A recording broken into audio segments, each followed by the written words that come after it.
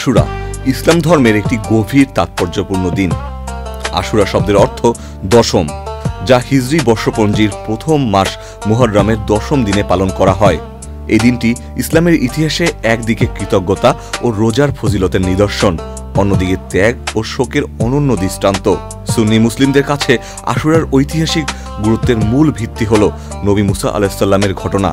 ইসলামী বর্ণনায় আছে, ফেরাউন ও তার বাহিনী যখন মুসা আলাইহিসসালাম এবং বনি ইসরায়েলকে ধ্বংস করতে পিছু নেয়, তখন আল্লাহর নির্দেশে সমুদ্র দ্বিখণ্ডিত হয় এবং মুসা আলাইহিসসালামের অনুসারীরা নিরাপদে পার হয়ে যান। পরে ফেরাউনের বাহিনী সেই সমুদ্রে নিমজ্জিত হয়। হাদিসে বলা হয়েছে, এই রোজার মাধ্যমে আগের বছরের ছোটখাটো গুনাহ মাফ হয়ে যায়।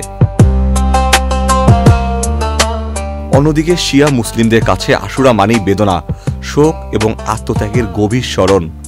হিজরি 61 সনের এই দিনে কারবালা প্রান্তরে নবী মুহাম্মদ সাল্লাল্লাহু আলাইহি সাল্লামের প্রিয় নাতি ইমাম হুসেইন আলাইহিস সালামের শাহাদাতের মর্মান্তিক ঘটনা সংঘটিত হয়। বান্ডেল থাকলে প্রতি সেনমানিতে টাকা বাঁচবে। বিকাশ সেনমানি বান্ডেল কিনে জিতুন প্রতি লেনদেনে। ইয়াজিদের সেনারা তাকে ও তার সঙ্গীদের কারবালায় অবরুদ্ধ করে রাখে। কারবালার ময়দানে ইমাম হুসাইনের পরিবার ও সাথীরা টানা কয়েকদিন পানির তীব্র অভাবে তৃষ্ণায় কষ্ট পেতে থাকেন।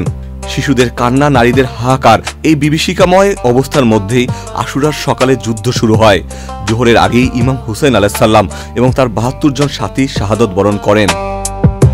আশুরার দিন শিয়া সম্প্রদায় শোক পালন করে।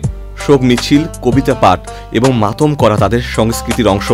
অনেকে এই দিনে কালো পোশাক পরেন এবং বাড়িঘরে শোকের আবহ বজায় রাখেন। অনেক সুন্নি মুসলিমও কারবালার ঘটনার প্রতি শ্রদ্ধা প্রদর্শন করেন এবং ইমাম হুসেইনের শাহাদতের জন্য দুঃখ প্রকাশ করেন। তবে তাদের কাছে আশুরার দিনটি মূলত রোজা, ইবাদত ও ইসলামের ইতিহাসের নানা ঘটনার স্মরণে উদযাপিত হয়।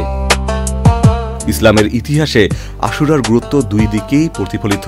একদিকে আল্লাহর অনুগ্রহ ও মুক্তির ঘটনা, অন্যদিকে অন্যায়ের বিরুদ্ধে দৃঢ় অবস্থান ও আত্মত্যাগের ইতিহাস। Ikhtiyar Ferdous, channel I.